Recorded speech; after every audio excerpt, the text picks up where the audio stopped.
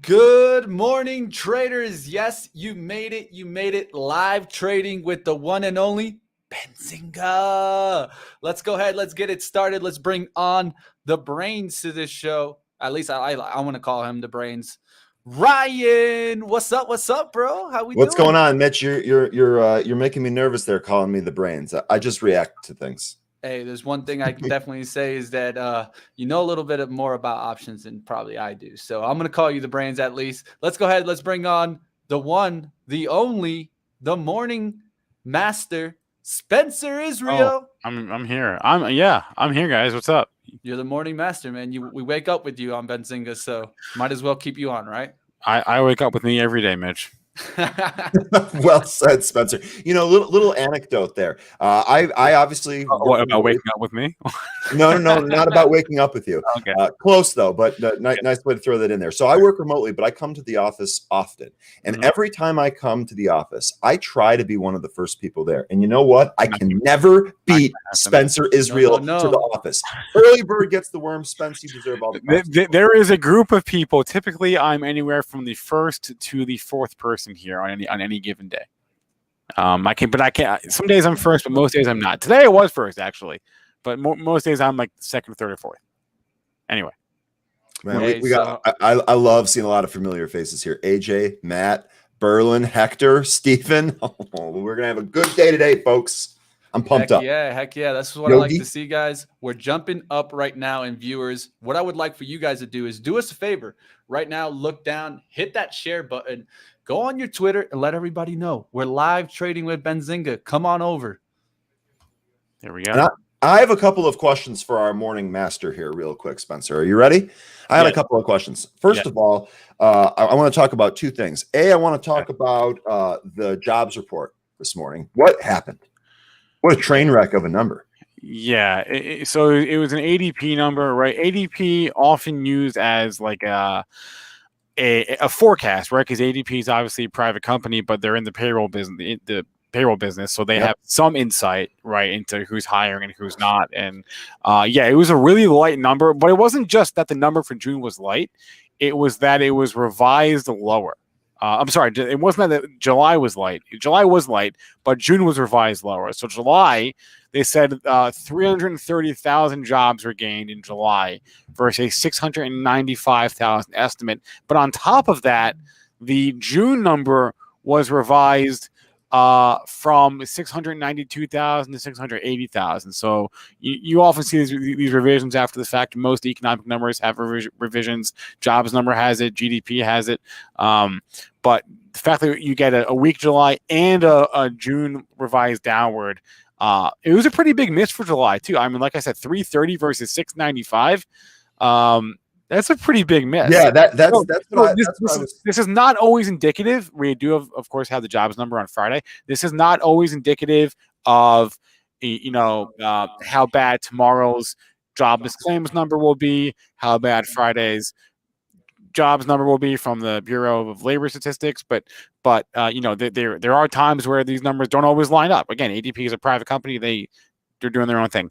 But it's an interesting signal. So my sense is the only reason that people really pay attention to all these economic data points is just in case there's like a big beat or a big miss, because that can have the power to change the narrative. So in this morning's case, we do have a big miss, and all that really means is that everyone is watching tomorrow and Friday's numbers extra closely, because if we get a normal jobs number and normal jobless claims, normal for the last year and a half, right? If Thursdays and Fridays numbers aren't that big a deal, then no one's going to remember this ADP report. But if we do get a big miss on Friday, then they're going to say, "Oh, remember we had this on ADP said this is going to happen on Wednesday." So that's my take. Okay, that makes sense. I mean, the market didn't even really seem to really react to that when it came out. Looking at it now, maybe we did trade a little bit lower. We'll see how the regular session does, given the backdrop of those numbers. I'm just trying to make sense of it and see if I can determine anything for the actual market. The other thing I wanted to ask you about was Hood. What's going on? Is this a new meme stock? Is this a new AMC? What on earth is going on with Hood? So again, and this is just my opinion, I think what happened here is everybody saw the same chart, right? yesterday and the day before. And this, frankly, is the easiest technical analysis to do in the world, right? Because what do you have? You have a double bottom at the basically off the open on Friday. That corresponded with the lows from the IPO day on Thursday, right? And this is not rocket science. You don't need any fancy indicators. You just got to look at the chart and look at the lows. And everyone saw the lows hold, and word of that spread around, and so you get Hood's holding the lows. Hell yeah, I have a level to lean on. And then you also get Hood's ripping to all-time highs. I want in. Buy. And I also think there is something to be said for the fact that, again, it is a $50 stock, which in the grand scheme of things is very affordable. It's the same reason we saw, AMC and GameStop. Part of the reason we saw AMC and GameStop rip was because they're affordable. It's easier to buy it than it would be to buy, Amazon or a Shopify or even a Tesla, right? These are all $100,000 stocks, hundreds or thousands, not 100,000, but Tesla is whatever Tesla is, 680, right? Somewhere in that ballpark. I don't even really know. Tesla is 710, excuse me. And you get Amazon is 3,300. So $50 ain't much, right? To buy 100 shares of that, or 1,000 shares of that. So it's affordable for the average trader, more affordable at least. So you get simple technical analysis combined with affordability, i.e., it's low priced, and this is what you get.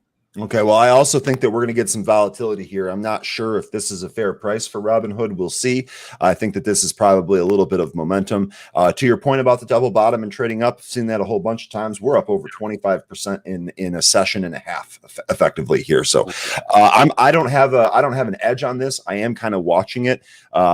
If this pulled in towards 50 and held, I think may perhaps risk on for a potential day trade here. I'm definitely not swinging this. I don't care for Robinhood. I don't use Robinhood. I don't want to own Robinhood. I want to make some trades for you guys and hopefully lead you guys to some profits. But we're going to watch Robinhood. I'm not sure that I'm actually going to trade this one. Well, what is on your watch list then, Mr. Well, I'll be honest, man. I got a very, very light watch list today in terms of trades. I do want to take a look at BYSI. I don't think I'm going to trade this because I think that this is just so ridiculously extended. Not really my cup of tea. I did, of course, chart this with whatever I had here. Probably not going to trade this. Going to want to watch this. A WHLR. This is interesting. This one I might try to trade. I would really like this to come back in and hold 4 before making another move higher. We'll see if we end up getting that. Not really sure. ATHE would be another potential one here. Again, these are going to be some of those small caps, pre-revenue bios that might just be pretending. I actually want to see 165 take out. I'd like to see some increased volume in this name. We saw a lot in the pre-market. I'd like to see that pick up in the regular session. Unsure if that's going to happen. Otherwise, I'm just going to kind of watch the scanner. I'm just going to kind of look out for some new plays today. I want to see how the market reacts once the volume pours in to the ADP report. I'm sorry for calling it the jobs number, to the ADP report, and I want to watch how some of these other individual stocks trade. Yeah, definitely. This is one of those days that this is one of those days that you guys can help us also get onto the right trade. So if you guys see a monster move or you guys have something on your radar, like I always say, if you got a story, let me know because you guys know how I'm about story. So let us know in the chat if you guys have a top watch for the day, and we'll definitely take a look at it here right before the bell. Think of the show like the airport, okay? If you see something, say something. Boom. Okay. What were you going to say, Ryan? Okay, yeah, the airport. Right, I got it now. It took me a second. Sorry about that. Yeah. As far as I did have AJ in the chat saying Ryan Semi. AJ, really good spot. Semi had a pop yesterday, middle of the day. Volume really kind of poured in here. Definitely higher than average volume. I love this setup, right? I love when we get this the day before because the next day the stock is often in play, and it looks like we kind of had a wild pre-market here today. So I'm going to basically just going to do what I would normally do to prepare for these sessions. I'm going to do it live here. To me, the big spot, the big one today is going to be that 378 spot. That was yesterday's high of the regular session. We actually just went right beneath that. So if we hold 370 here, we might have a bounce up to 407. We're just going to have to wait and see. Well, let me bring up actually, we do have a few seconds. I was going to bring up my Benzinga Pro, and you can just watch it. So let's just watch the scanner tool populate because we're 20 seconds out from the open here. So I've got my scanner on the left and the top right. I've got a news feed here on the bottom right. And my scanner tool will populate. As soon as we open here, we'll see who's up, who's down. My top right scanner, which is going right now, is just a look of 5-minute movers. So you can see RLX, FUTU, and Hood and Tiger up there. But I'm looking at gainers on the top left, losers on the top right. Here, I'm sorry, bottom left. And here, Let's do this. Ding, ding, ding, ding, ding, ding. there we go. Got some population. Let's do this. I'm going to sort. All right. So the chat's talking a couple of ones. CEMI, that's a COVID play. It has earnings coming up. So just be careful with that one, of course. I'm seeing PayPal being mentioned. Tupperware did have some good earnings, right, Spencer? Yeah, I saw that come across. Did it come across? Was it out this morning? I don't even. Here, let's check with the because I didn't actually see the numbers. I just saw something about it. No, not yet. Not out yet. All right, perfect. Thank you for fact check.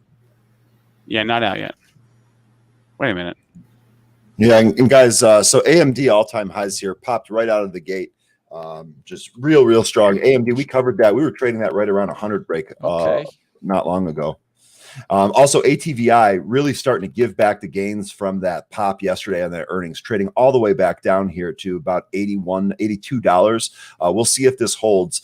Thesis here was that there's going to be more downside to come. So we'll see what ends up materializing here.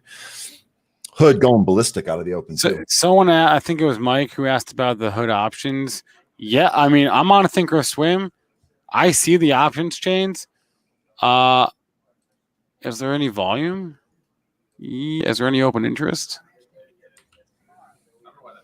Yeah, I mean, you certainly got some movement. So yeah, Hood is optionable. These are all weeklies. That's crazy that they got it up that fast. All right, guys, one popping already. One that's been on my radar since last week. It's been doing really well. Is UA Under Armour. Under Armour is starting to pop up here towards 1990s. Had a high of earnings 1998. Yes, that was a day or two ago. Actually, 1 day ago. It was last night. Yeah. Yeah. So with this being said, I mean, I've been calling this one since 17. It's looking great now. It's up there towards 20. Let's see if it pulls back here towards around 1970 is what I'd look for a little pullback buy here. You know, we talked about Under Armour last night. This stock really kind of been disappointing, right? It was definitely a trendy, very popular stock, and it just really seemed to kind of just sell off and unable to get out of this range. We can take this $8 price out of here. That's the coronavirus lows. Let's just kind of throw that out and say that this has traded between a range of about 11 and 20. It's tried a couple of times to break above that 20 spot. Mitch, high of 22, high of 23, and then a high of 24. We need to take these spots out before we take any type of next leg up here. Now, I realize that's about 4 or 5 points from where we're at right now. So if you're going to trade up into that resistance zone, that's possible as well. But really, for the next leg higher, get into this gap, we're going to need to clear out 24. The stock has really kind of been stagnant since 2017. Agreed. Okay. The FOMO is real. Man, Hood is crazy. I know. Let me go. Yeah, not my type of stock. Let me go. Let me go. I'm doing a wait till I can short it, then I'll trade it. I'm doing a YOLO trade right now. Here we go. All right, Hood filled. Let's go. Let's see what. All right, I'm gonna have to babysit this though because I'm gonna blink and it's gonna be at 50. So YOLO trade on for Hood. Where was my fill? One thing I think you got to remember also with Hood, you can't go short on it right now, right? Why not? I don't think you can find the shares to borrow. If you can easily short Hood, please let me know what brokerage. Please let me know. Okay, my fill is 61, which is pretty crappy.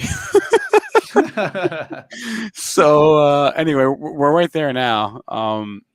YOLO trade. I will not be holding Hood. I will be getting out of this one way or the other today. It's just a question of do I make or lose money? But I'm going to have to babysit the crap out of this one because can't take it off the screen. So anyway, I'm in Hood. One trade for Spencer today. Ryan, $4. I'm sorry. Say it again, Spencer. you're awfully quiet over there.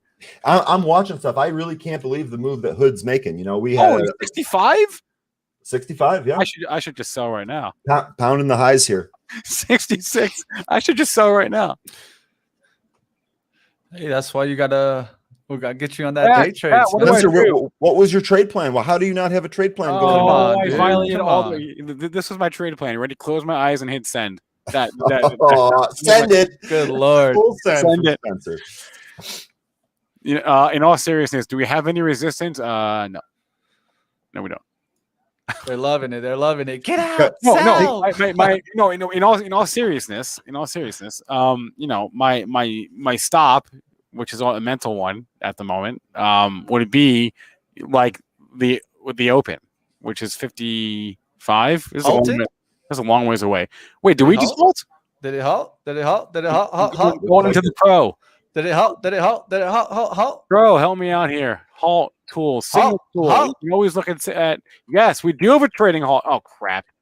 So Spencer, what are you going to do out of this halt? That's the key. Let's discuss that right now. You got a live trade on. You're in a halt. What's going on? What do you want me to do? There's nothing to do. I want you to come up with a plan so that when the stock unhalts, you're not saying, "What do I do?" I'll give you my experience. You're right. Okay. So, out of halts, one of the things that's going to happen is there will be some stacked up orders on level 2. Yeah. So that's one thing that you need to start paying attention to whenever you see halts is the stacked up orders that people are literally giving their hands out like this. They're like saying, "I'm right here. Come get me."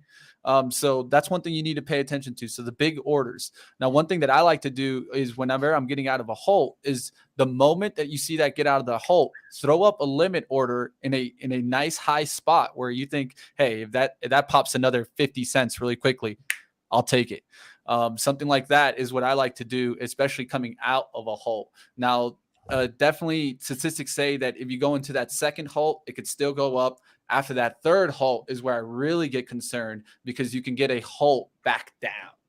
Well, that's what I'm concerned about right now. I'm not so much concerned about the stock going up. I'm concerned about it going down.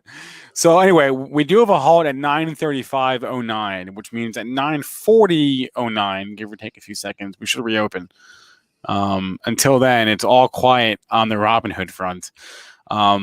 All right. Well, wait, just to recap what Mitch said again, just so I can make sure it actually sunk into my brain, because I'm half listening, half just watching the chat, half looking at the chart, 3 halves. You said throw out a limit order where? Above where you'd if it like what I always say is anywhere above. Yeah, like so pick a level, look in the charts. You can't, there's no level to go off of, right? Yeah.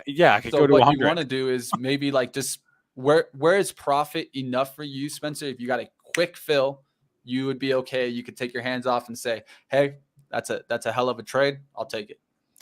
I mean, whole number is 70, whole number theory, right? 70, 75, nice round numbers. That's a long ways away. I'm not saying it's going there. Basically what I'm going to just do is have my finger on the trigger. We're right when we reopen.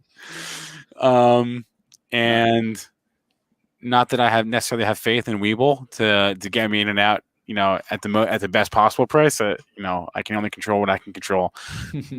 So this is actually a first for me, guys. I've never actually been in a halted stock before. Yeah. And you saying this is fun? Did I hear that right? Oh no, that was Mitch that said that. Okay, because I was going to say I've been in a halted stock before and it's not fun. Why not? As a day trader, that's where you make the most money. Yeah, Chris Wood is always thinking, Chris, you're right. Don't go to 70. You got to front run the whole number. I would even go more. Penny. I would go a nickel or a dime actually. Yeah, I do a nickel or a dime. I do 69.90. Yeah, but I like the mentality, Chris. Good job. Okay, let me go throw that out there right now. I'm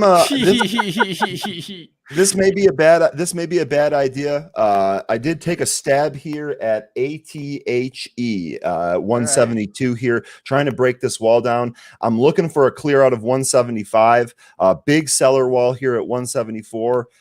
Looks Looks like they're going to take it, though. They're going to take it down. ATHU, here, man, tons of volume in this name here. Really, if we get this spot cleared out here, I think we get a pop. To be quite honest with you, though, I think I entered this a little bit early. I probably should have waited until that entire wall sold down here. A real early on the jump here. Volume is really, really impressive. I definitely think they take this level out here at 174, 175. If they do, I'm probably going to sell on the pop. If they don't, I'm going to keep my losses small here. A very, very small trade, right? We got a stock that's $1.74, just long 2,000 shares here. So not a whole lot of money on the table. Just trying to hit this quick pop. Looks like there's a supply level we're going to take out right around 174, 175 right here.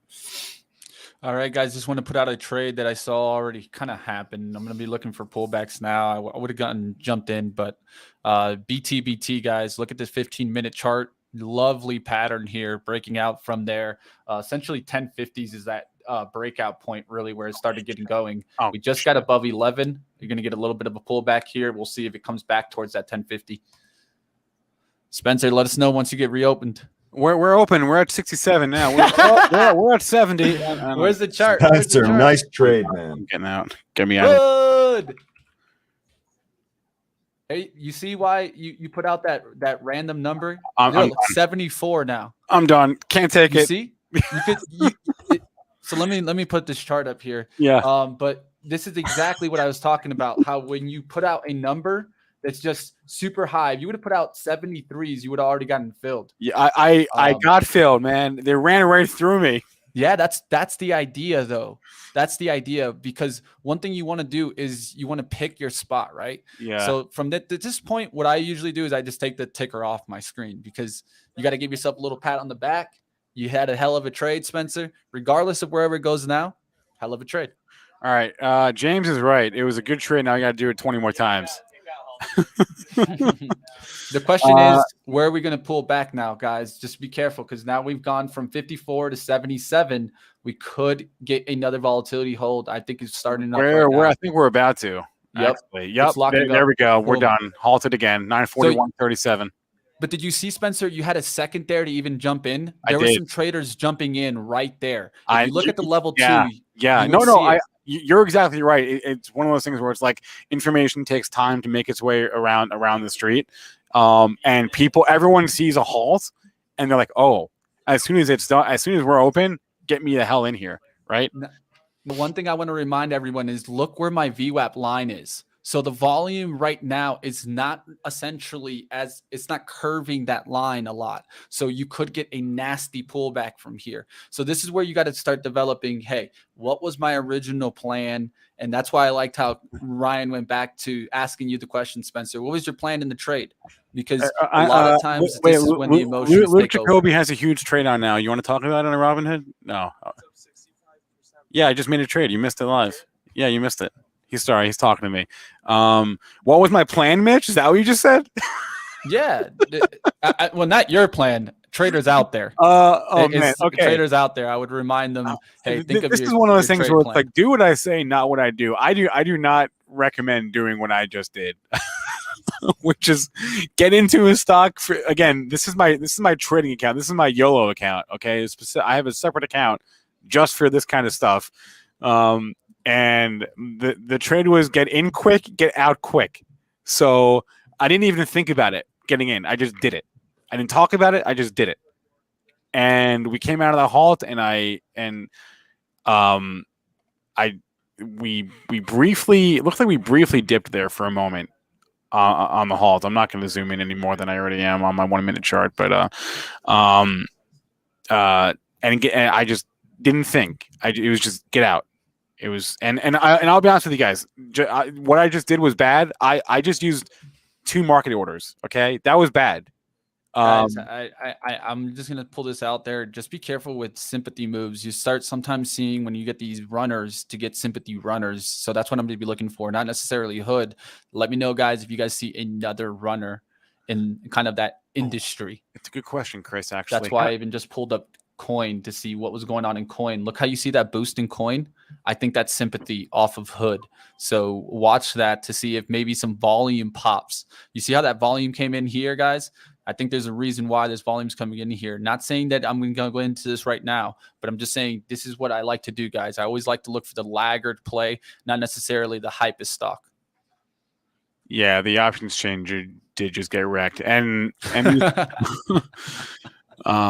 wait, I have to scroll way down now because now I'm seeing strikes way out of the money. Holy cow, let's get out of here. Hey, theater guy, if your screen is blurry, go to the bottom right of the settings of YouTube and change it to 1080. And real quick, guys, just an update on the live trade that I took. I took one of these little penny stocks here, ATHE. Okay. I told you I was on it a little early before the break. Came back in, really started to come back down towards the 60 handle. When it popped back up, I actually just took the loss on this. So I am out, lost $116 on this particular trade. And it's frustrating too, because it looks like it might still go. But the reason that I pulled out of it, and there it goes, right through 275, 276, 277. So definitely got shaken out of this play a little too early. Next level here is going to be 77, right? So if I'm going to think about rebuying this, it needs to be on a 77 break. Here we are on 77. Let's see if that gets cleared out.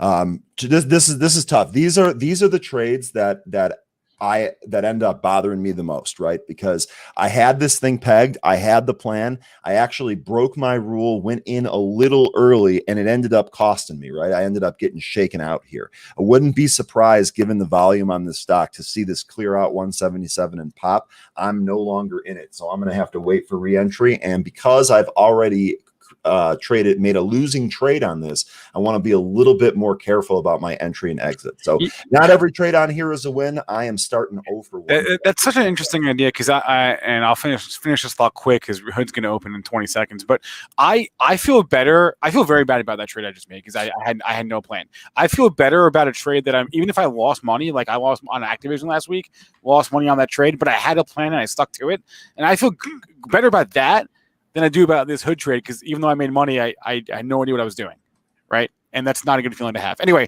Hood's about to open here. Waiting any second for Hood to open. Here, let me put it up on my screen here. 79. Oh, 80.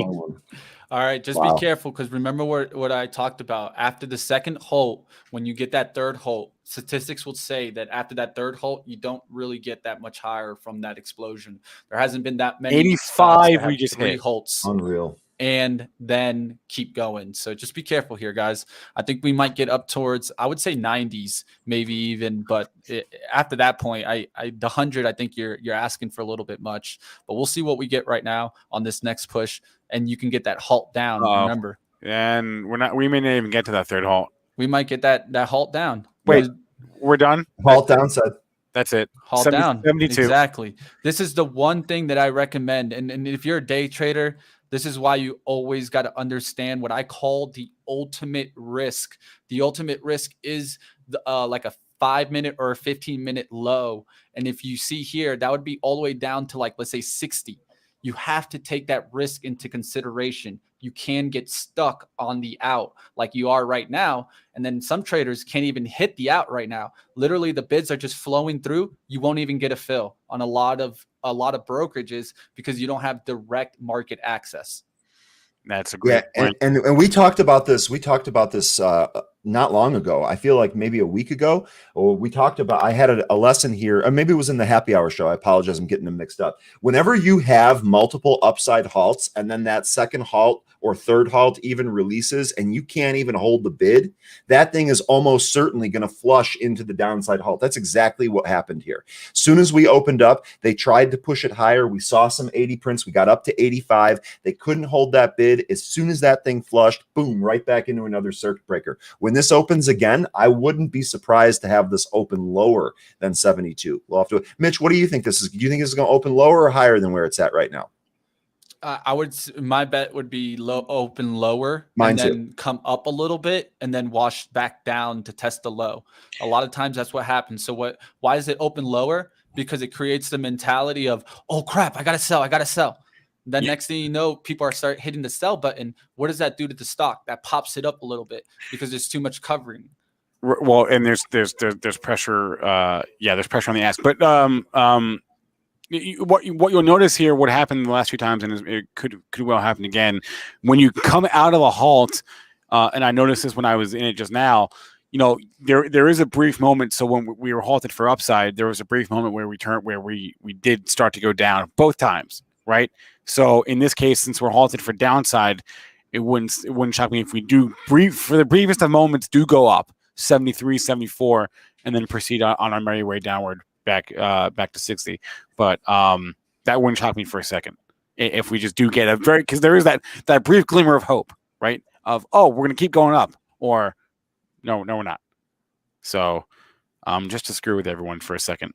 All right, guys, I'm watching a stock here, AGFY. As you can see, the 1 minute, it really popped up, came back all the way down towards like an hourly support, now bouncing back above. So what I want to do is I want to let it get above that purple line you see there. That's the VWAP. Let it get above that, then come back and hold it. That's what I'll be looking for on, and then we can look at a multi-time frame, 5 minute. You can see it just holding that support as it broke out towards a high here of 23.63. So we halted. I'm sorry, I keep going back to hood. We halted at 9:47. Let me zoom in. 9:47.28. Whoa, you all right? And Trade's getting expensive. 9:52, 9:52.28, 9:52.30 is when we're going to open here on hood. And by the way, this is the signals tool. If you guys are in Benzinga Pro, you don't know what this is. It's right here on the left hand side. You see signals right there. You can get a whole bunch of stuff: options, block trades, gaps, high lows, spikes. I really only use it for halts, and that's what you see right here. I have it filtered for halts and resumptions. I also use it for halts and resumes. I also really like watching option flow come through there, but halts and resumes, definitely one of my favorite signals there. Actually getting a phone call here. Just give me 1 sec, guys. I'll be right back. Is it about Robinhood? I hope it's about Robinhood. Anyway, we should have let Ryan's mute. No, that'd be mean. He's not let's just say he's not the stream pro. That's all right. That's okay. Okay. So anyway, back to the scanner tool. I have not been here in a few minutes. So outside of Robinhood, EXPI up 9% here this morning. Inovio. Whoa. Look at that Inovio chart. Let's go back here. Novi. That 1 minute. Whew. Okay. Was there news? Not that I know of. Interesting. Oh yeah, Hector. That's funny. Ryan just got his margin call. I think he's all settled up by now. Heard you asking if that was Robinhood. I was in hysterics trying to hold a straight face. No, my management company needs to inspect the balconies here. So I was like, could you guys come back in a little bit? Now it's not a good time. Dude. But it wasn't a margin call, so I'm in good shape. Wait a minute. Speaking of margin calls, let's check the portfolio. Speaking of Hector, man. Hector, you give Hector an inch of daylight, and he's going to break that open into a huge hole with his trolling. Here we go. See, we just turned green here on hood for a second. Off of the halt.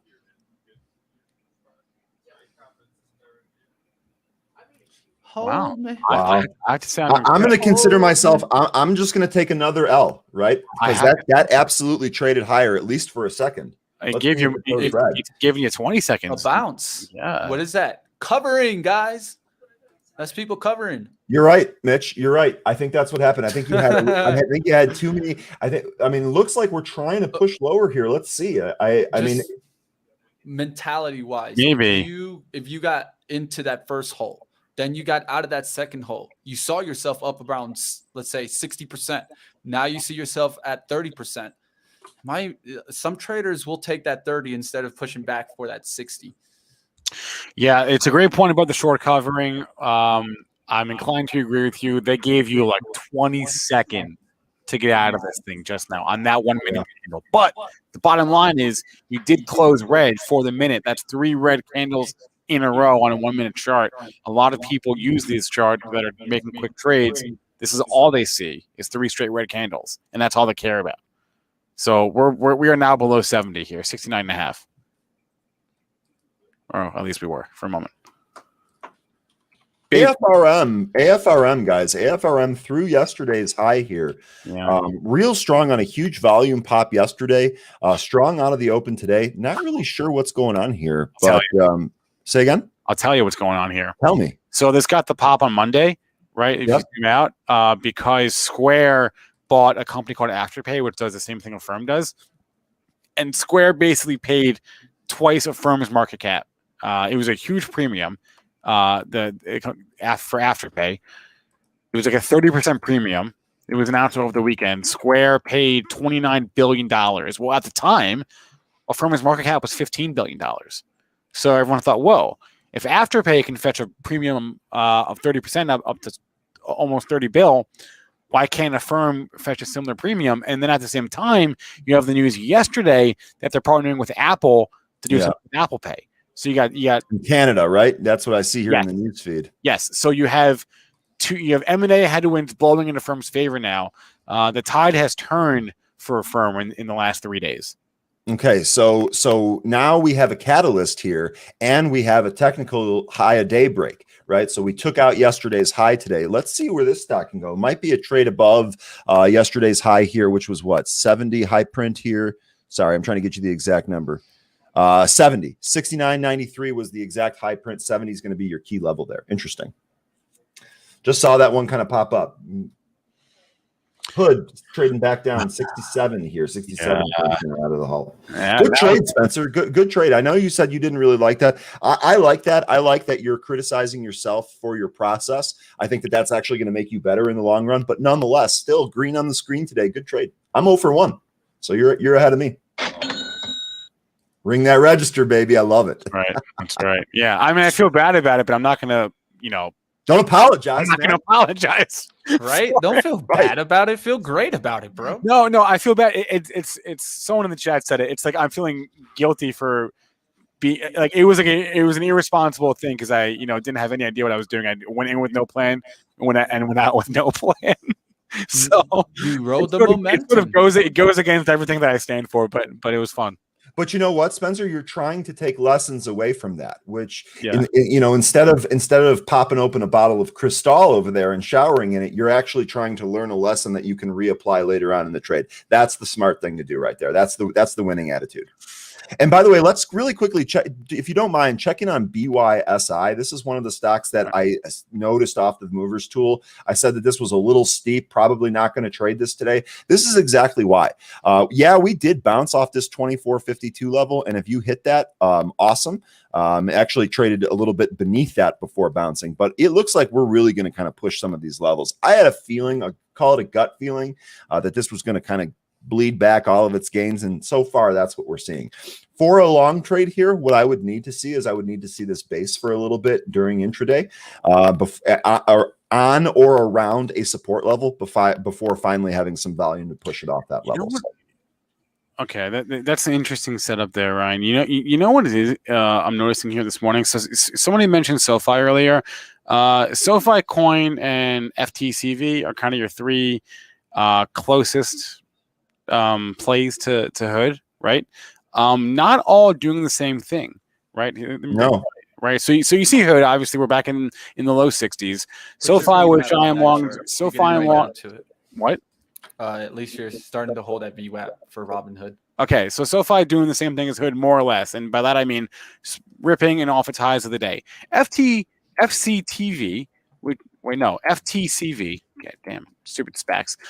Still ripping here, right? This is going to be eToro. Oh, there you go. That was a sympathy move I was looking for. Thank you, Spencer. Yeah, it's still going. Yeah. This wow. You know what happens, right? You know what happens, right? They take their volume from one name, pull it to the other.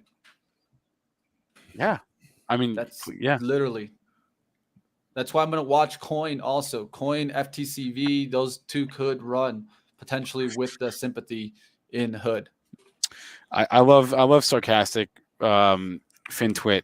I just saw Ram Capital. If you liked Hood at 85 15 minutes ago, you should have loved it at 65 right now. FTCV. I'll tell you who should have been selling but didn't sell probably. Spencer, if we could check it. if we could check in real quick on ATHE. Go. This is the stock that I took the loss on. I was shaken from my position. This is exactly why we have rules that we try to stick to. All right. So I'm going to use my loss here as an example. Again, I'm not crying over this because it was only $116. I'll be able to make that back at some point. However, it's the process breakdown here that I really want to highlight. Again, the thought here was, after the open, a little bit weak. And then as we start to get some of the buyers in there, I thought for sure we're going to take out this 175 and 177 level. And I could confirm that these were key levels as the price got there because there were a huge amount of sellers on that, on those levels. Now, I bought a little bit early, and when we were trying to actually punch through this, and then we kind of traded back down, I thought, you know what? My rules tell me that my stops on this trade are supposed to be tight. I'm going to take the loss and move on. And what happened here is we went almost all the way back down to that 165 level. And then on that second go around, we took out both of these, popped up here to 182, trading back down now to that 177 level, which should act as support. So again, I'm disappointed that I actually took a loss on this. I'm disappointed that it continued to work a little bit after I actually exited my position. But remember this, because when you see this position or when you see this type of formation, you're going to be able to play this over and over again. I'm happy with myself that I followed my trade plan. This could have very easily traded right back down to 154. Then my problems would have been compounded, right? So I'm sitting here, I'm watching this go a little bit, but that's okay. I'm gonna be better the next time around. No, the way to dig a deeper hole is holding will dig you a deeper hole is what I'm trying to say. And Bullish here summed it up for me real well. Ryan bought before the breakout. That's exactly right. And again, on a lot of these trades, what I'm trying to do is actually buy the breakout and get it for a couple of cent pop. I was a little bit early today and I was punished for it. So move on to the next one. It's how it is. There's two spots, right? There's always the bottom if you want to be that kind of range trader. And then there's the breakout if you want to be the momentum trader. And no one, I don't care who you are, no one is 100%. Everyone takes losses. And it's important to understand that. How you move on from those losses is going to determine what kind of trader you actually are. To piggyback off of that, I would say you also got to understand what your risk and reward should be if you're kind of buying dips, and then what your risk and reward should be if you're trying to buy the rips. It's going to be a lot usually smaller on the risk to reward side if you're just buying the momentum breakout versus I'm trying to actually get the whole range and give myself the ability. What I usually do is I like the range trade, Ryan. I don't do the momentum trade anymore. But what I do is I'm usually cutting half that size or 1/4 of that size. So the loss is about 1/4 of that normal loss that I would get for that momentum trade. So it just gives me more trades to make and be on the right side. All right, keeping one eye as always on my scanner tool, Benzinga Pro, just to see what's up, what's down, what's moving. Oh, interesting. See, this is why I love the 5-minute mover tool in Pro right there, because it just dropped Nikola on me. Nikola, which is not a stock I look at normally, but it is making a move here this morning. I don't know how. Doesn't matter. That's the truth. It doesn't matter. Kodak's hitting highs here, $11. That Nikola is breaking out. That's a good one. Right. Exactly. That's what I'm saying. Right. That's a 1 minute. Forget that. Let's go to a 15-minute. Yeah. Let's go to a daily. Huh. Anyway. I don't know what I would look at. I think Nikola and Ride should get together. What do you think? Didn't Ride have news? Oh no, that was Fisker. Ride didn't have news. Kodak, which Ryan just mentioned, right? That was you, right? Yeah. It had earnings. Was it yesterday? I think it was yesterday. As if the earnings matter. How many filters on? That's weird. No, I could have sworn. Oh, maybe it's today. Hold on. Is it today? No, it's unconfirmed for 12 days. So it's coming up here. The reason that I saw it today, Spencer, is not because of earnings or anything. It was just the volume's really kind of picking up. Weird. I don't know what I thought I saw. No, that's weird. Sorry. What's up with the Tesla Dragon today? Bad information. Just a sideways day on Tesla so far. We'll see if it keeps holding 700, man. Spencer, you still owe me a slap for 630s. Oh, yeah, I did say that, right? Yeah, you owe me one at least. When I come to the office, we'll do it live. Okay. Fair enough. Aaron Bree owes me lunch. Today's the day Aaron Bree is gonna buy me a lunch because he didn't think that Kathy was gonna buy Robinhood. How little does he know? Keeping an eye on Inovio, still trying to make a new high of the day. High of the day is 894, right? 883 right now. Watching that. I'm watching what else? Let's see. Clove? There's one I've not looked at Clove for a while here. Let's go to a chart in Clove. I mean, look at this one. I have no idea. Man, oh, never mind. This is de-SPAC now, so I forget what I was gonna say. But actually, no, not really forget what I was gonna say because it's below 10. Well, maybe. So wait, all the people that got that all the insiders, they didn't get Clover at 10. They got it for way less, right? Yeah. Yeah, they had Clover for way less than 10. Maybe. Anyway, we're at 8. This is just forming a base. This is so quiet. How many lows in the same area do you got? Yeah, these have a lot of tendencies to get that short squeeze. We're getting a lot of institutions to go short on these SPACs, holding them down. So just got to be careful here.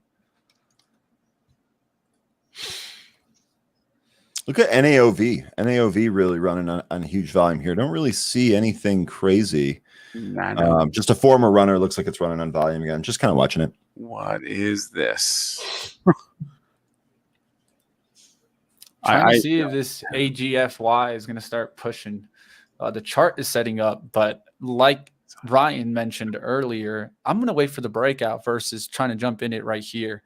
You see, it keeps testing these lows right here, and we've had about one chance to break it, two chance to break it, now the third chance.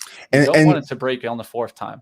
And Mitch, and that I think that if it does fall, like you were saying, the 1, 2, 3 chances to break it, eventually if it does fall, the more chances you try at that, the harder it might pop when it does fall. So that would be something to watch if you are going to buy that breakout trade. It becomes what I call the line in the sand, 100%. Either way, either you bounce off of it really hard and come back in this area, or you crack it and then you're probably going to be coming back down towards other support. So. Somebody asked about BYSI. Who was it? Let me get the name right before. It was Brittany. Brittany told us about BYSI. So let me just show you what the news is here. I'm sure Brittany knows it by now. For the rest of you, Beyond Spring, this is your crazy mover of the day, aside from Robinhood. Had a good phase 3 trial results overnight here. They announced their phase 3 trial for their top line data, at least, on their phase 3 trial for plinabulin. It's a treatment for lung cancer. Anyway, met the primary endpoints there. Phase 3 means they're pretty far down the line already, down the regulatory process. But here's all that matters, though. You get a good news, whatever. H.C. Wainwright upgrade the stock to buy, giving it $100 price target. Dear Lordy. Anyway, with respect to all of that, okay, all that really matters here is the price action this morning. So you made a high of, what is that, 46.60, right? In the pre-market session here, you can see we are way, way off that now. Okay, this is not the only price I would have my eye on is, aside from that 46.60, is the low of the day and the high of the regular session. So the high of the regular session today looks like, if I go to a 1-minute chart, 28. Sure, we'll call it 28. Yeah, I mean 28.20 is the opening print. Or just about. 28.37 is the high print on that candle. Okay, so I have my high 28.20. The pre-market high is, I think, it's not in play at this point. But your high of the day is in play, and your low of the day is in play. The fact that we hadn't even sniffed the pre-market high basically in the last 2 hours is a major red flag. Okay, think whatever you want to think about the news itself. It was good news, whatever. Okay, all that matters is this price action. Price action this morning, bottom line, not good. Not good. Not good. And you know what? You got a preview of that in the pre-market when this was bleeding some of that back. And that's why one of the reasons I said that this is probably not going to be the one that I trade today. You had mentioned the trial which was for non-small cell lung cancer. Yeah. Those are headlines to look for.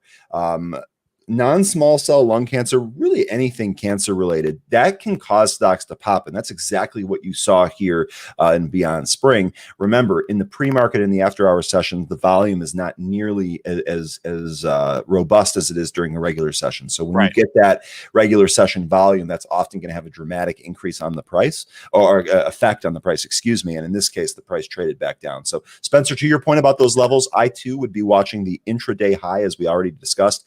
I'd also be watching the pre-market sentiment change, which was right around 19.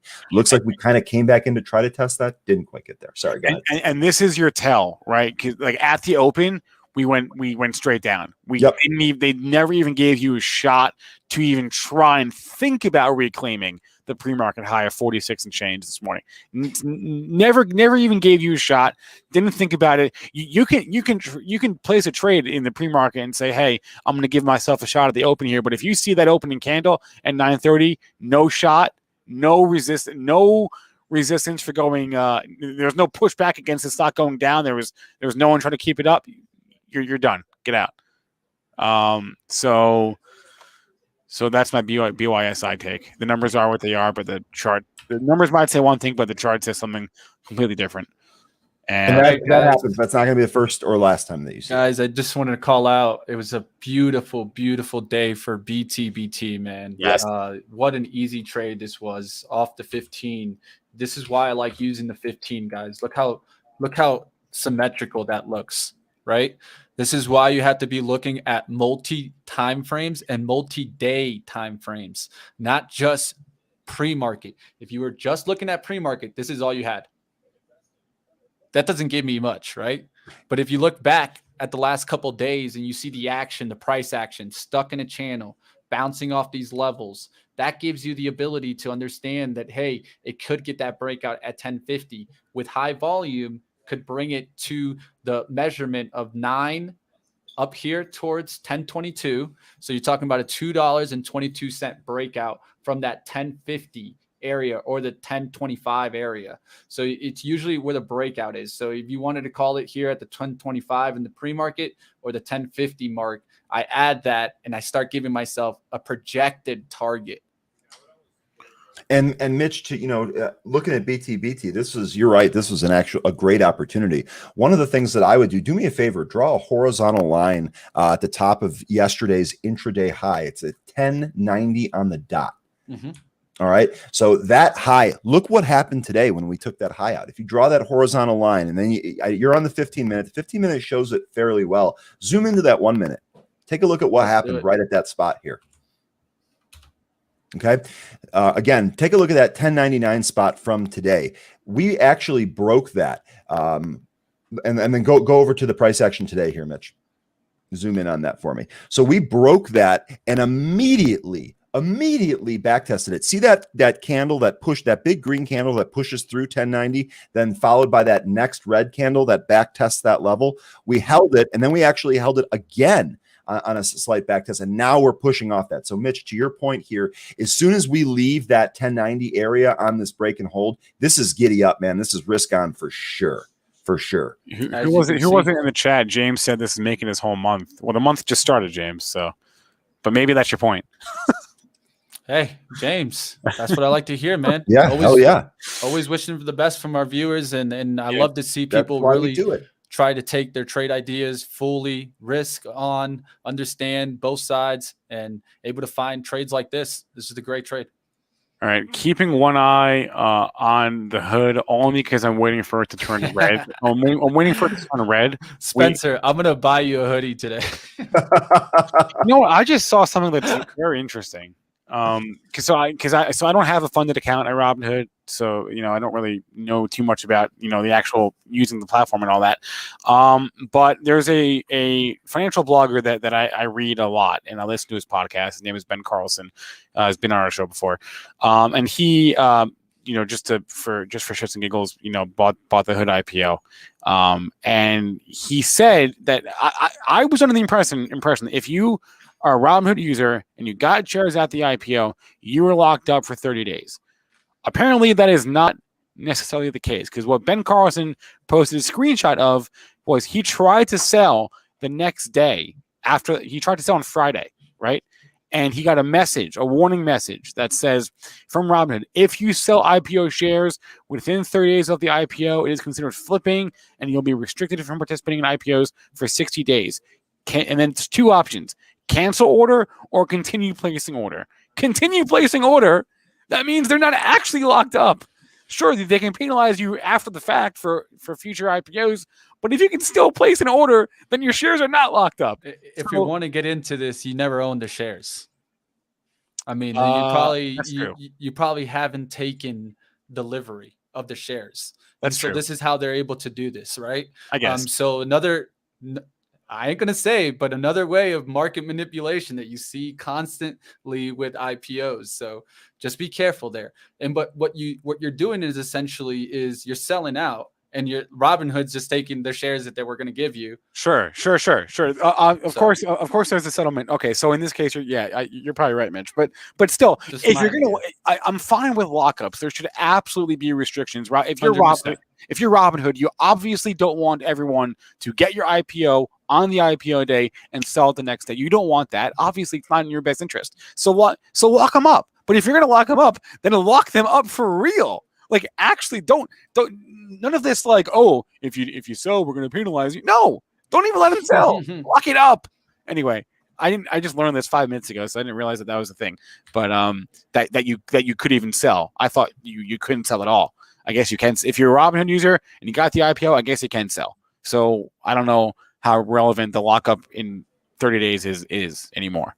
But anyway, guys, real quick, while you guys were talking, found another opportunity here. Didn't take it, not in this, no position, but ATOS, ticker ATOS, Atasa Therapeutics, tons of option sweeps on it. Charlie actually just squawked it, made a huge push here. Not really sure what this stock has actually really been beaten down recently. This is down from the highs at around 10, I believe, and big time option sweeps coming in here. Level to watch out for here. It looks like we're a little bit of a pullback here. So again, no position. Level to watch here is going to be your 325 level, 324-ish level. We cleared that out and went up to 330. But I think that there might be some more to go in here. Option sweeps often will give you a little bit of a heads up on something that's going to happen during that day. So we're going to keep an eye on ATOS. No position on ATOS. No position right now. Looks like I got to start watching the early bird. Bosch Trading telling me if I've been watching. Eric Bosch, guys, if you are, if you're a night owl or you're not, in the United States, and you're up at 4 a.m. Eastern time, then our very first show of the day every day is early bird trading. Bosch, I'd be watching it too, man. But I get up at 4 a.m. Mountain time, so I think I'll pass. But my thing is I'd be up at 2 a.m. every day. I don't think I could do that one just yet. No, it's tough. The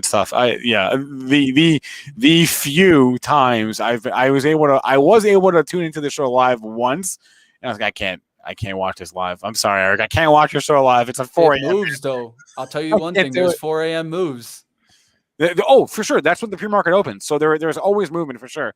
And you can even watch it after the fact. It's right here on YouTube. But yeah, Eric Bosch in the house. Welcome, man. Good to see you. Big Botch. You like that? Big Bosch.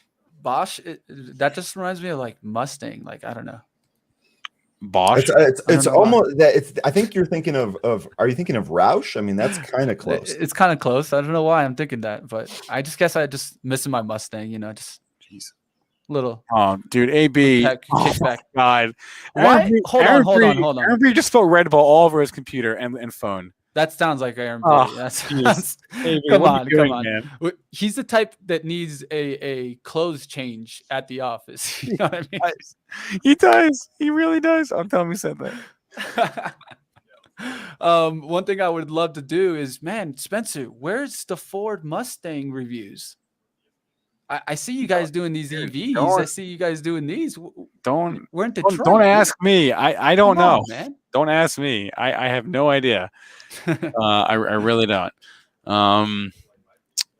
Yeah, you talk to Rohan about that. What else are we looking at here in the chat? Oh, by the way, public service announcement. We will have David Green on in 12 minutes. And him and I are going to go until 11 o'clock. And then we'll get SPACs on after that. Big stock has been making a move. I really think this is more based off the sympathy that you've been seeing in the other COVID vaccines, but Novavax, monster move here, guys, that we're missing. Right off the VWAP too. This is why I like the VWAP, guys. I mean, look at this look off the VWAP. You can't get a prettier picture. Look at that. Look at that takeoff right there. And what does this do? This does my lovely 1, 2, 3 rule all day long. And so one of the things, when you get these holds of VWAPs, definitely look for the volume to come in on the breakout. As you can see right here, when it starts to break out, look how that volume spikes into that. Yep. That's what you want to see. That shows that the buyers are taking control and taking it up to the next level. Great call, Mitch. That's exactly the type of thing that I look for. This is done a little bit differently, but you're effectively looking for the exact same thing. You're looking for a range break there with a little bit of volume pouring into it, and that created that run there. Great spot. Disappointed we didn't have this one live. Yeah, this one was a beauty. Yep. This one at BTBT, pretty charts today. Just to zoom out here, I haven't done that all day, and I know Mitch is also a big fan of zooming out and just getting the feel for not just the overall market, but the individual sectors. We are mostly red here. We're down more or less across the board. Energy is leading the way down today. In fact, actually, energy is down big. Everything else is up a smidge or down a smidge. Energy is down 1.5% today. Oil. Did we break out of the SPY range that we were trapped in? Yes, we did. Oh, no, we're still trapped in it. We're still trapped. No. Wait, what range? Look at the hourly, man, on the SPY. I've been talking I mean, about it on Money Mitch for a while now. No, we didn't break out of anything. Look at this. So if you look at the top here, 441, we've been going up to it multiple times here. You see this? Touch. And then yesterday was the real interesting one when we did this flush down right to the support and then bounced right off of that. So the hourly trend has been sideways for about 1, 2, 3, 4, 5, 6, 7 days on the SPY. We've been stuck in this range. Yeah, we're still in it. Okay, and did you just say Novio, Brian? Is that what you said? No, I said ATOS. This is the one that we had just talked about. Okay. ATOS. This all happened off option sweeps, guys. This is option sweeps. Charlie was squawking this. We had I think there are a couple of people in our chat room trading this. Yeah, actually, it looks like it. So ATOS, real huge move here. I'm actually not in this one, unfortunately. 324 break was your first spot. 330 break looked like that sent it again here. A ton of bajillion sweeps here. Jeff saying, nice call, Ryan. Played ATOS previously. Nice. You got another real opportunity here. This might not be it for today. I'm not going to chase these green candles. I really don't advise that you do that either. But this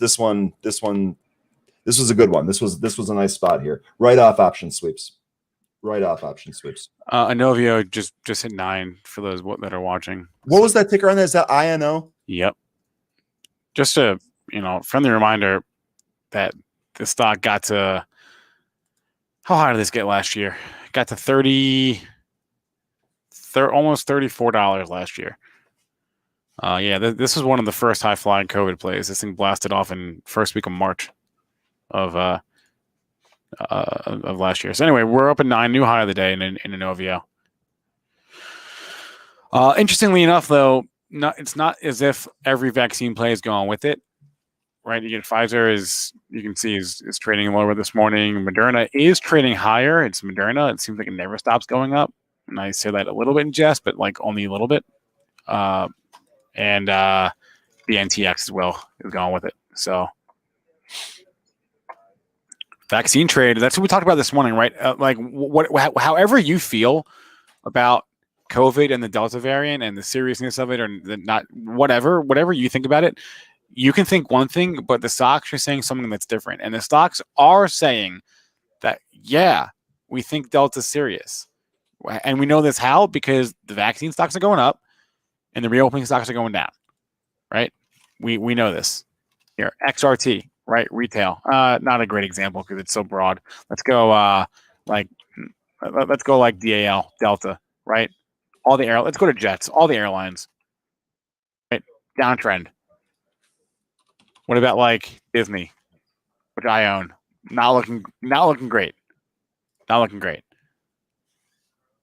RCL had earnings this morning or yesterday, whatever. This morning, not looking good. CCL not looking good. NCLH not looking good. Right. Reopening stock not looking good. So the market is saying, yeah, we think Delta variant. We think vaccines. We like vaccine stocks. We don't like reopening stocks. So take that for what. I mean, a simple conclusion would be, right, if we have Delta, we're probably going to need some more vaccines. I mean, maybe that's some booster exactly shots. That's what Pfizer said. That's exactly what Pfizer said in their earnings last week. That's 100%. I think you can't even doubt that. And so with that being said, let's say if we administered such and such vaccines to this date, just imagine if they can redo that revenue. Oh, Tesla pushing to the highs here. Hood pushed into the lows here. Hood below 60. I remember when it was 85. That was fun. Remember when it was 85? Kathy should have sold, man. Tesla, yeah. Look at Tesla. Yeah. Big on too. Remember, anyone trading Tesla, whether it's stock or options, whatever, you got to have August 19th on your radar. Because that's the AI day. What is that? What are they going to talk about? What are they going to announce? Heck if I know. But you do have a tradable event in 2.5 weeks. So have that on your radar. I would love to find out if Tesla really thinks that they can do their their driving, and also without the use of LiDAR, right? That's the difference between Tesla and most other companies. Most companies think that you need that LiDAR. Well, they're the ones that think, no, we don't need it. So it's going to be interesting. The killer papaya. I love your name. In all seriousness, why? What now? Why do you say? I don't know how serious you're being, but if you are being serious, then please elaborate. I'm interested. Again, I'm not going to own Hood only because I already own SoFi. I don't need two fintech disruptors in my portfolio. I don't need that. I've already got the SoFi. I'm underwater. It's my biggest bag holder right now.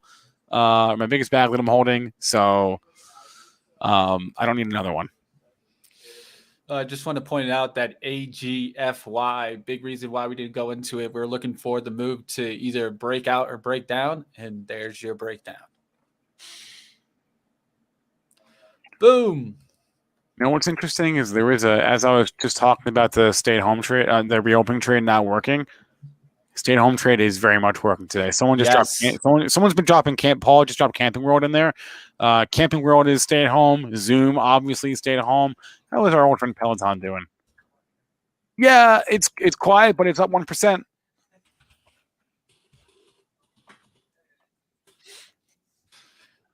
What's my average on SoFi? I think I'm like at 20. Here, you know what? I should look it up because I don't actually know. So rather than give you wrong information, whoever asked ScarJo, let me look it up for you real fast because I don't really remember I think it's at 25 something. I'll get you in 1 second on my SoFi cost basis because I don't remember. Because it's in my longer term. I don't look at this stuff all the time. At least I try not to.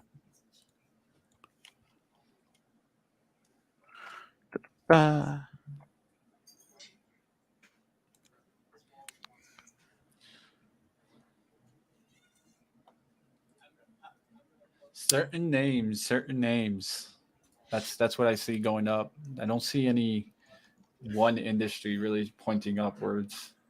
Maybe the China pennies seem to be the only theme that I can discern today, but that's just kind of ancillary day trading stuff. Look, OCGN breaking high of the day, yesterday's high, snapping at 710, pushing highs of the day now. Maybe there's something going on there. All right, cost basis is actually a lot better than I thought. My cost basis in SoFi is 2035. 2035. I'm not down nearly as much as I thought I was in SoFi. So cool. It just made my morning a little bit better. But yeah, 2035. And what is my target? I don't have one. This is a longer term swing. I will hold this for months or a year. Or longer, frankly. This is not a short trade for me. So, and I'm, as you can see, I'm prepared to take heat. Now, if we go down to 12, 10, that's maybe a different story, or 9. If we get to single digits, that's a different story entirely. But I'm All right, prepared. guys. I'm sorry to interrupt there. No, So I'm go done. ahead. I'm done. No, I just wanted to interrupt because we're getting towards that 9:28 time. This is when we want to go ahead and give our 9:20. final thoughts, our trades that we're looking at, maybe for swings or at least stocks to watch. Maybe we could recap our day. We're going to go ahead and give that right now. For me, I'm going to keep on watch Lucid. Well, I mentioned it in the kind of the stream here. Why I mentioned it is because I thought maybe you could get that bounce today, and it's not looking good, guys. It's like I talked about. To me, the 25 was so important when we kept coming up to these levels, these 29s. We were holding here for a little while, had some sideways action, and then when we broke 25, I could see us coming back down towards support. So it could be coming back down closer towards 22 and 20s. When it gets to those levels, that's when I'll start paying attention to again. But Lucid coming back down after the merger. Well, a couple of things I'm looking for. I'm going to actually watch BYSI. While we were talking about it, after we looked at it bleed back most of its gains, it actually halted to the upside here. Shout out to Roman, who called that out in our chat.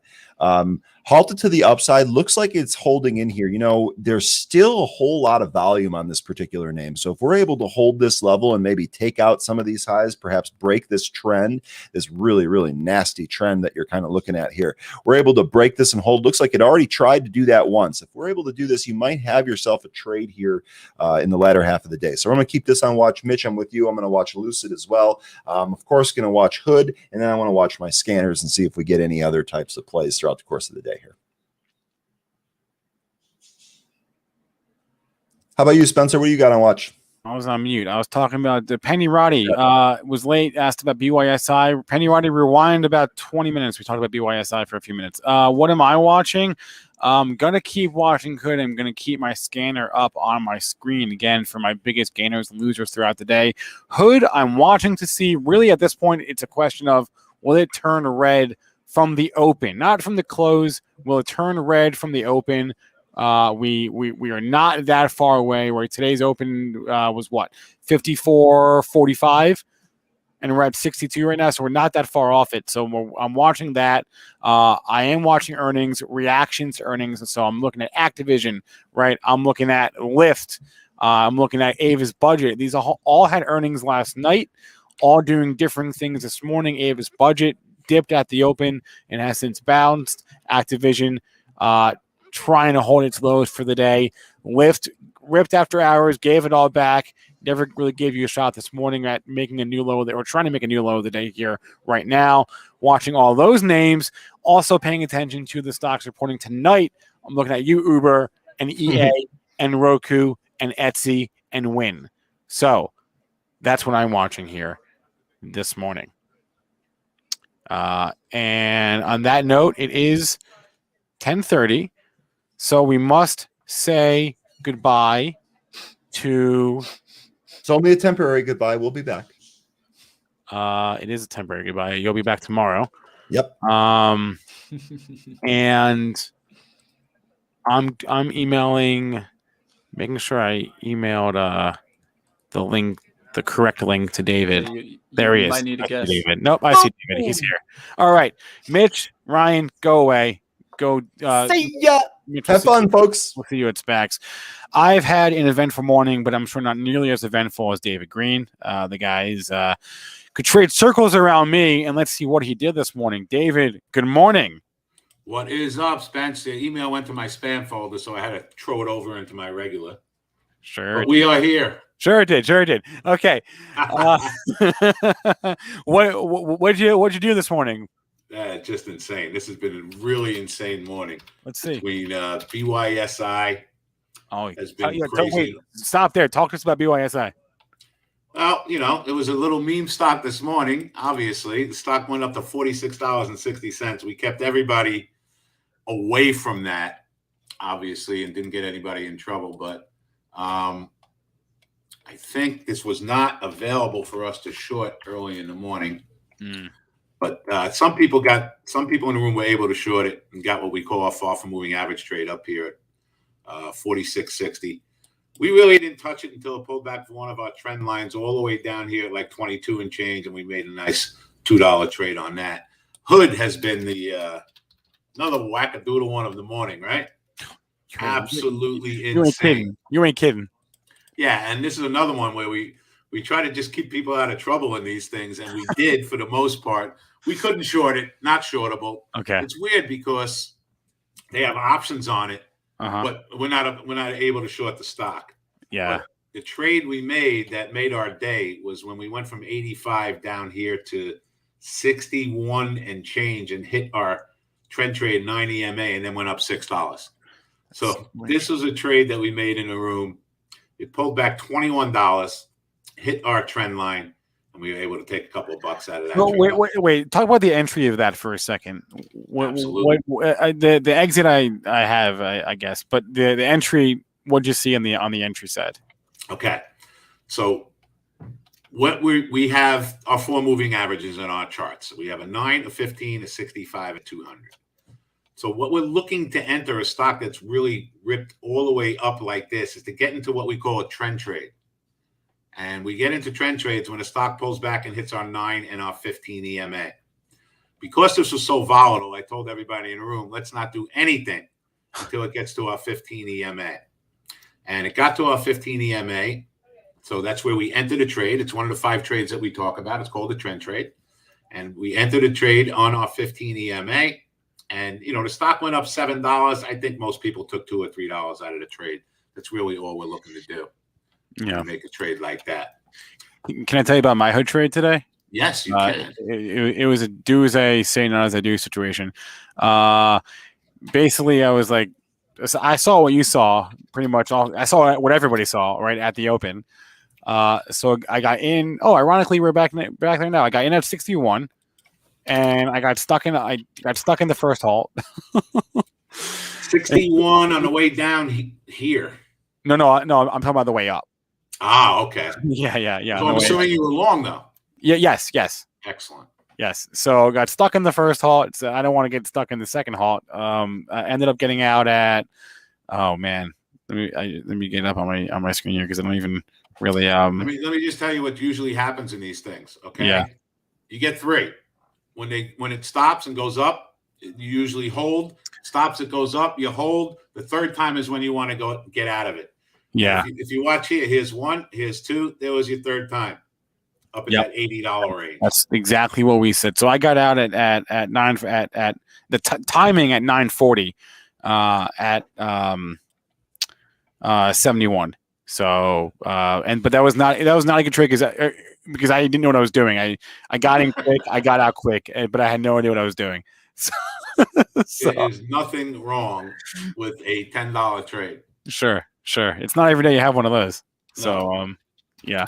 So we're looking at AMD now. Okay. And AMD has turned into a Wall Street bet it stock instead of a freaking chip stock. Uh-huh. The stock is now up 1, 2, 3, 4, 5, 6, 7 days in a row. We are $20 above our moving average and have a 90 RSI. So I just got short this stock, not through the stock. I sold a 135 call for next week, which means I won't be short the stock until $137. Just think it's getting a little bit overdone here. I'm not recommending anybody run in and short the stock. I did it by selling an upside call where I don't mind getting short this stock if it goes up another $17 from here, which would be incredibly stretched out. But again, things can go up a lot longer than you can stay solvent in your trading account.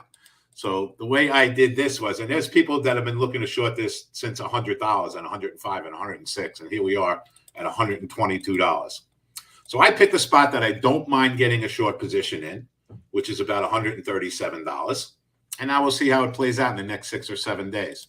So it would have to go up another 15% in the next 5 days, in the next 7 days, in order for me to even get put the position. Uh-huh. So that's one of the stocks that we're looking at today. And the way we did it was obviously with options. I like doing it with options better when I pick a holy BYSI. This is another one that's been absolutely insane. Where you guys in BYSI, guys? The room has had I don't even want to talk about it. Let's not talk about it. But it's been really good for us this week. Sydney, you're in at $22. Wow. Did that halt again on the upside? BYSI? I mean, this is like the wild, wild west, guys and girls. Literally, the stock exchange has become the wild, wild west. That's what this is all about now. You got you got stocks like this that are just insane. But I'll tell you what, they really respect our technical levels. Even stocks that are moving $20, $30 in one day, they're respecting our technical levels, which is insane. Yeah, Hood's kind of just hanging here. Look, if Hood gets above these levels now, right? Probably like 62, let's call it 63. Kind of consolidating here now, but if we get above 63, that can probably make another move to the upside. We'll keep our eyes on that. Sydney got stopped out. What got halted, Ken? BYSI is shortable, guys, but it's not something that you want to run it and get short and have that halt against you. Yeah, So but you halted several times today. Yeah, the thing with these crazy stocks is the way we trade them is we'll start with a really small position. If it holds our levels, then we add to it. We don't want to get caught in anything that can possibly stop trading and go $5 against us. So we get into these trades very, very small. And then if they hold our levels, we size up in them for trades. And that's all we're looking to do. We can cancel our BYSI. We can cancel Hood. Myrna's another one, guys. Right? Insane. Look at this thing. Every day with this thing. Every day. So here's the gig I'm looking at in Myrna. Their earnings are coming out tomorrow. Tomorrow morning at 7 a.m. Okay? This is stretched beyond imagination on every single chart that we're looking at. But am I willing to go and short this stock? Absolutely not. No way, no how. On God's green earth, am I shorting this stock going into earnings? However, that being said, we are now 110 points above our closest moving average. There is no way on God's green earth that their earnings are going to justify where it's trading. All right? It doesn't mean it can't go up another 200 points after the earnings come out. What we're going to look at later today in Myrna is to buy a put. Safest way to do it. We're going to buy a put. And I'm putting the chart up for you guys right now. Myrna only has weeklies, guys? Really? No. Yeah, look at that. No way. I got the wrong stock up. There's no way that's right. Yeah, I was going to say. No way. No way that is right. So I'm going to look at the end of the day today, right? And I know they're going to be very expensive to do. But the only way you can really do this is with an option. Last time we looked to do this, it went down 50 points in one day. So we're trading at $408. I might look at like a 350 put, invest $700 in it. It's either something that's going to be a major home run, or at least we know the most that we can lose in it. So we're going to be looking to do some kind of in the money put in, or close to the money put in Myrna before the earnings come out. That was the wrong date. I still have the wrong date up, guys? No. Come on. Let me look. Oh, I think not 2 days. But David, on the Moderna thing too. So the numbers notwithstanding, Pfizer just came out in their report and they said, "Oh, by the way, we're going to have to increase. We're basically guiding for more vaccine sales because of the Delta variant. So we're going to sell more vaccines than we thought we were." It stands to reason if Pfizer said that, then Moderna is also going to say that. No, it's very, very possible, 100% possible. But how much of that is going to be baked into the stock? Yeah, it's the million. How much of this move is accounting for that happening, and what happens if it don't? That's the $1 million question, of course. Know what I'm saying? Yeah. So, and again, I actually had the wrong week up. So let's look. They're not as expensive as I thought. Okay, we can go to 350 and pay $1.70 for these. Yeah, that's a 50-point down move, but this thing can easily go up or down 50 points. So this is probably what I'm going to be looking to do. Probably going to buy a 350 put. It expires in 2 days. It's either going to work or it's not. And the most we can lose is $170 if it don't work. So that's probably where we're going to be looking to do in Myrna. And again, the only way to I would never, ever, ever, ever, ever recommend anybody short a stock going into earnings or buy one for that matter. BYSL. What are we doing, guys and gals? We're usually dead by this time, 10:30 in the morning. It is just insane right now. It really is. Why are you guys giving me the wrong symbol in BYSL? BYSI. That's why. Yeah. So we have, all right. I mean, BYSI, if we trust it here, guys, the trend is 25.11. The question is, do we trust it? Right? We got 25.11 and then 23.06. Let's put a little feeler out at 25.11. It works or it don't work. So we'll do it very, very small. Let's see if it pops off there. Doesn't hold the trend. We'll give it a 50-cent stop. We have it very, very small, and we'll see what happens. Hood's on the pivot. SoFi is moving because Kramer says he's a buyer. All right. SoFi is moving with Robinhood, frankly. Yeah, well, SoFi is one of my long-term holdings. We've been in this stock for a while. It really hasn't done anything lately. Our average price is $15.65. I have a bunch of this put away in my IRA and stuff. I like it long-term. It's one of my favorite stocks. I'm with you, man. I'm with you wholeheartedly. Yeah. I just think they had some lockup periods, and I still do think they have some more lockup periods coming up. So could put a little short-term pressure on it, but it is one of my favorite all-time stocks. I'm in the same boat as you. We're in the boat together. Excellent. Hood just gave $1.50 off the 65 EMA. Very nice. Yeah, look at that, guys. You got to be kidding me. Guys, we had this posted earlier as a size up trade in Hood, guys, 56.90. Please, guys, tell me everybody in the room got this at 56.90. Oh, I love it, guys. Excellent. See, I'm talking to Spencer, so I missed that trade. It probably cost me about $500. Sorry. All right, Spence, no big deal. But here, perfect example. And this was a place to be aggressive in Hood. And I said it to everybody earlier. Okay? The stock just went from $63. Look at it hit our 65 EMA at 56.50. Okay? It hit 56.50. It broke it by, I don't know, 12 cents. And it gave a nice $2 trade in about a minute. Literally 1 minute. And that was a trade I told everybody to size up on. Sick. All right, we bought a little BSYE, BY, whatever the piece of shit is, at 25.11. All right, very, very small. So in BYE, the reason I didn't commit a lot, okay, is because I don't know if it's going to hold this a level or not. I'm going to risk like $15, $20 on this trade. If it holds 25.11 and gives us a green bar, we could probably get $1 out of this trade. So let's see what happens. We'll put a little order in to sell at 25.90. Let's see what happens from here. Again, I'm only giving it 50 cents on the downside. Next stop in Hood is $50.70. How are my Benzinga people doing, guys and girls? By the way, I think we have a slight change in plans going forward. I think I'm only going to be with you guys on Wednesdays at this point for a little bit, between 10:30 and 11 o'clock, I think. Guys, anybody who's visiting in the room today or my Benzinga peep, if you guys want, hey, it is born to be free. I'll let you guys come in and hang out in my trading room for the next 5 days if you want. Wow, look at Hood, guys. All right, Spence, whatever else you want to talk about. I've got my eye on what's the opening print today in Hood, 54.45. I got my eye on that. That's all. I'm just laser focused on that. Listen, pre-market it traded at 52 and change.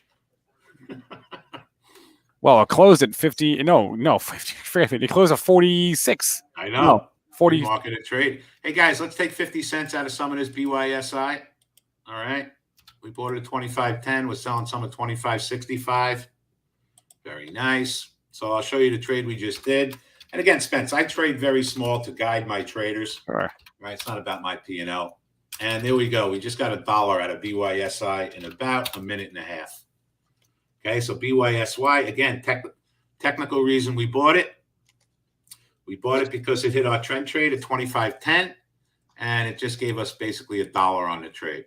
So guys, sell half of your profits in BYSI and see if we can get a little more out of it.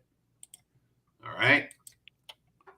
All right. We are short a little AMD at 121.50. Look at that. Oh, Stretched out a little bit. I had that order out there from earlier. I don't really like it at all. I left it out there.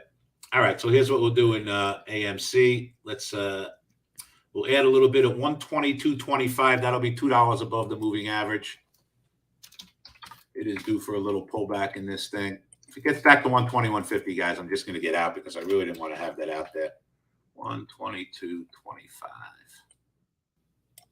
122.25. And we're in it very small anyway. Wall Street bets, baby.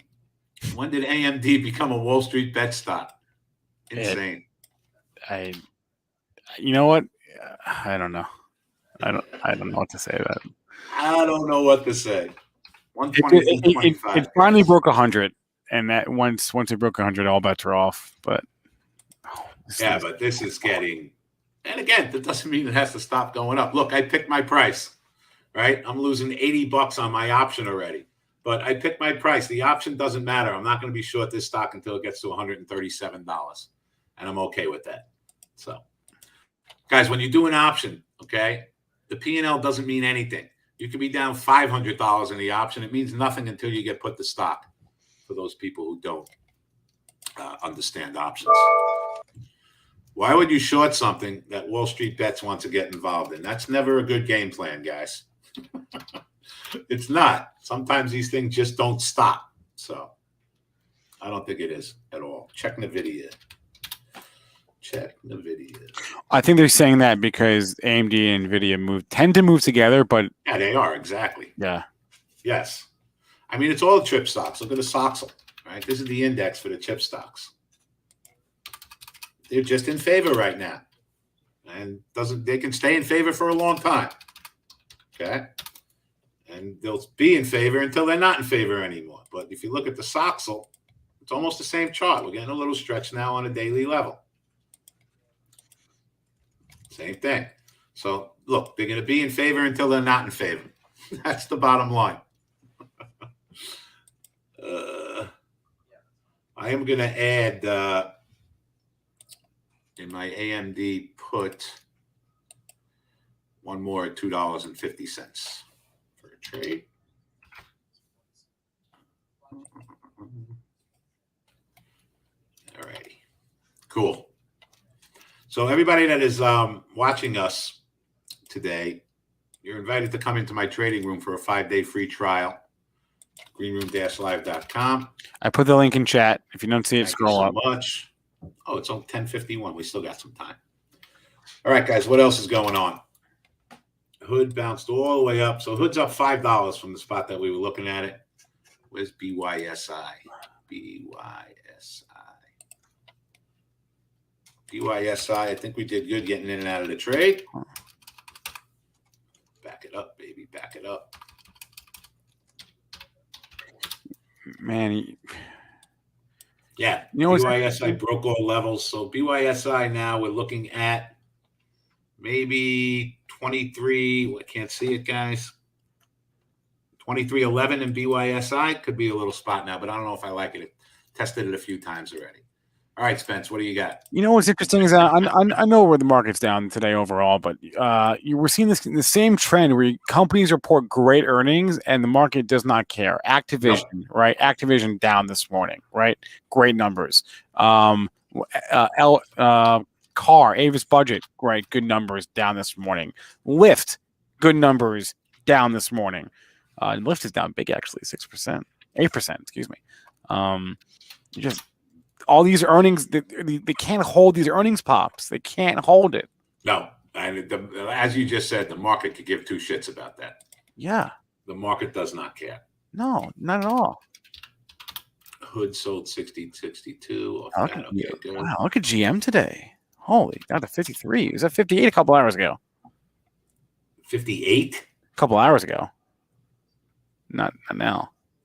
Wow. Yeah, I mean, the earnings were horrible. And the chart looks horrible. Oh, man. It's crazy. What looks, aside from Moderna and AMD, what looks good out there? Not much. Not much. That's what I'm saying. Not much. And it's not like there's like AMD, there's no short interest in this stock. No, it's I easy mean, to it's short. insane. Yeah. You know, it's insane. Look, I can tell you this. At some point, this is not going to work out well. I don't know where it's going to be or where it's coming from, but it's just insane. It really is. Hood, they took the short away from you now? All right. No more short and Hood, of course, because it start going up. Look, that's just a catalyst to get it to keep going up, right? In Hood. Look at AHT, GM, a relic of the past like Intel. Yeah, I see that. You really think I can't short Hood? Oh, I'm sure you can short Hood. Yes. All right, so we add a little AMD at you can short Hood. You can buy puts. Some people can. You can buy puts on Hood. It's the same. It's the same thing, Yes. which is confusing to me. Why can you buy puts but you can't short the stock? I don't know. That doesn't make any sense to me. I don't know either. It doesn't make any sense to me. All right, guys, we're going to cover a little AMD at 121.80. We added at 122.25. So if we get 121.80 and 121.50, we'll just get out of this thing. Well, something stock doesn't ever seem to be able to go down, but whatever. At some point it would. All right. What's the room doing? Anybody doing anything? BNTX straight up line. Yes, BNTX is like Myrna. All right. This one is getting as overbought as Myrna. But again, guys, it doesn't mean anything. That's the bottom line. It means nothing. A lot of these stocks. Well, this is another drug one, right? BNTX is the vaccine. Yep. Vaccine drug. So that's why that one's doing what it's doing. Same thing as Myrna. I guess the pandemic is far from over, huh? That's what the market is saying. I mean, I don't know what else to. The market doesn't care about a vaccine, but yet it's insane. Nance, you still have a little long AMC? Good. Excellent. There must be news behind the scenes that are going to mandate the vaccine. Maybe. Very possible. I don't know. What do you think of that? But why? But then why would the stay-at-home stocks also be going up? Like, look at, I mean, Zoom is having a good day, right? Yeah, Zoom is up. Zoom is up, having a very good day. I mean, WFH is like the work from home ETF. Look at that thing; it's about to make a new high. What? 0.0 volume, but yes. Well, yeah, I know, but the point stands about, you know, it's what's in it, right? It's all the stocks that are in it are looking okay. So yeah, they're looking better than okay. Right. All right, AMD just took the dumper, guys, so we covered our short. All right. So we shorted AMD. What did I do? 121.50, 122.25. Now we're piking all the way down. All right, trend in AMD is 120.70 and then 119.80. So I don't know. We want to try 120.70. Small. I mean, look, if we can't beat them, we got to join them, guys. So it might make sense to own some stock against the options. And look, we just got to play, see if it holds these levels. I'm putting it very small out at 120.70 if we hold that level. I'd love to see 120. That would be a much better spot if we can get to 120. And we'll see what happens. Oh, it just spiked down to 120.70 AMD. All right, let's see what happens. Again, I'm keeping it very small here because I kind of want it to break, right? 119.80, guys. 119.80. We will buy some AMD. Oh, how about them apples, guys? All right, guys, if the puts go back to like 199, which is our average, we'll take one of those off, okay? So let's see if we can get a bigger down move from here. 119.80 we like. Let's do it. Let's do it. Let's do it. Do you think Myrna will go down tomorrow? I don't know. I don't know if Myrna, again, we'll look later in the day and we'll do a little put in that day. All right? In Myrna. So far, AMD would not even break the 9. All right. So we're long a little bit at 120. I don't even know where we're long. 120.70. All right. I kind of want it to break down. Hood, you want to look short? Hood out would look Go long. ahead, Spence. No. Hood out would look long. Like, this is interesting here. You have a setup, right? Yes. On the long side. Yes. You have a setup on. You could stop yourself out at whatever that low is, 57, 57 something, 56.50. We'll In call Hood? it. Yeah. Absolutely. Yeah. This is actually not terrible. Again, for me as a day trader, we're not risking 6 points on it. Sure. That's a lot. That's a lot. What I'm looking at this is, again, we'll just look technicals. Let's put the big chart up here now, okay? If we can go sideways here a little bit without breaking this low and just kind of consolidate and base right in here, then if we get a green bar out of that, it's a buy. If it gets below this low right here, and I'm just talking purely technicals, if it breaks this low right here, it's a short. So I don't have any trade in this right now, technically speaking. We'll see if it can go sideways a little bit, and it'll tell us which direction it's going to go from here. And that's it. Technically, it's got to get above this high of 64 to be a better buy right now. So right now, it's just sitting in the middle of everything. Yeah, if you're swinging or your long-term trade, whatever, yeah, here's where your stop would be. But we bought that, Spence. It gave us a level to buy that stock. It was absolutely spectacular, and it's up $5 from here. And some people are still, trailing. You can trail a little bit of that now, which is great. Great point. Yeah, the buy signal was already there Exactly. $5 ago. So exactly. So to me, a little late in the game. Now it's got to show me what it's going to do from here. All right, guys, smash the like for David Green. It's 11 o'clock. Him and I both have to hop. Normally it's quiet at this time, and I guess not today. David, thank you. I'll call you in a little bit, but great to hear you today. Guys, smash the like for David. His link is in the description for his trading room. Wall Street Global Trading Academy is his course. That's the course. Yes. That's the course. The link to the course is in there. Check it out. David Green. Have a good one. Thank you, Spence. All right. Guys, I have to hop as well, okay? So please remember, all the information from our show is meant to be used as informational purposes, not for investing or trading advice. Before I go, I just want to do a quick crypto update brought to us by Voyager.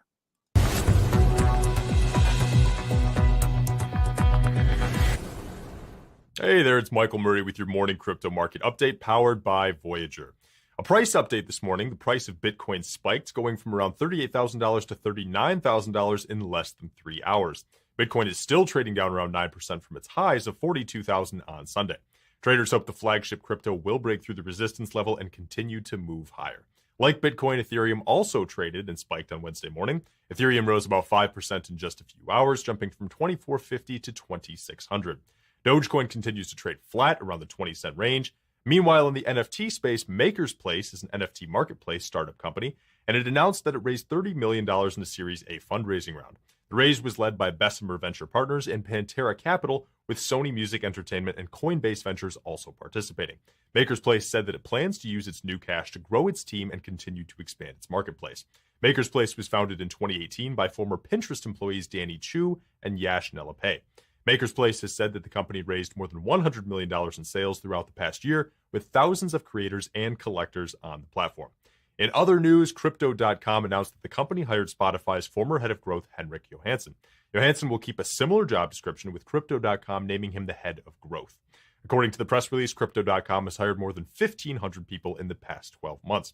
The company is planning for rapid growth, aiming to go from 10 million users to 100 million users in only 2 years. Crypto.com has been focused on growth, becoming an official partner with UFC, the Ultimate Fighting Championship. Crypto.com's logo can be seen on star fighters such as Conor McGregor and Dustin Poirier. The Benzinga Crypto Update is brought to you by Voyager. With more than 60 assets to choose from and annual interest earnings up to 12%, Voyager is your launchpad into the world of crypto. Get $50 in free Bitcoin when you use code ZING on Voyager. Deposit at least $100 and make that first trade. All right, I'm done, guys. Smash the like button. SPAX Tax Live right now. MCAP, Mary Charlie Alpha Papa is the ticker is the guest on today's show. They're going live. We're redirecting. We're ending. Have a good morning or good rest of your morning. Have a good rest of your day. Stay green. Stay filled. Good luck. See you later.